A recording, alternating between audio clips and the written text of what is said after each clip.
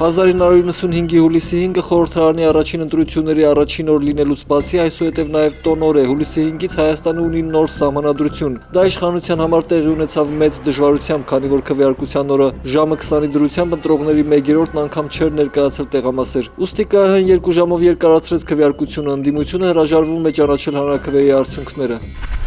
1995-ի հուլիսի 5-ին նախագահ Լևոն Տեր-Պետրոսյանի հրամանով աշխատանքից ազատվում է հանրային հեռուստաընկերության տնօրեն Տիգրան Հակոբյանը լռության օրը նախագահի ելույթը կրկնելու համար։ Դա ընտրական օրենսգրքի խախտում էր։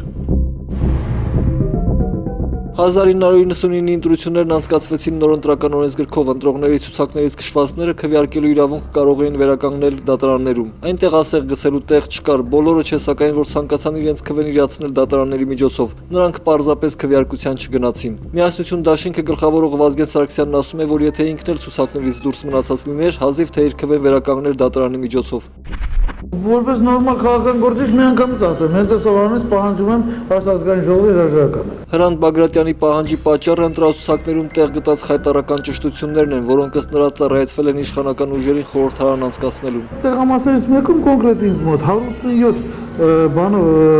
հոսպիտալացված զինվոր եկել են եւ քվեարկել են 187 շարքով են նախ եկել։ Շարքով եկել են քվեարկելու, բոլորը քվեարկել են խճուճեդոյին։ Կարելի է կարծել երազում էին, որ խճուճեդոյի համար իրանք քվեարկեին։ Գողականների ազգային ժողով է լինում։ ԵԱՀԿ դիտորդների գնահատականով 1999-ի խորհրդարանի ընտրությունները չէին համապատասխանում եվրոպական չափանիշներին, սակայն մեկ քայլ էին դեպի այդ չափանիշները, քարոզչությունը խաղաղ էր, արգելված կուսակցություններ եւ ահաբեկչություն չկար։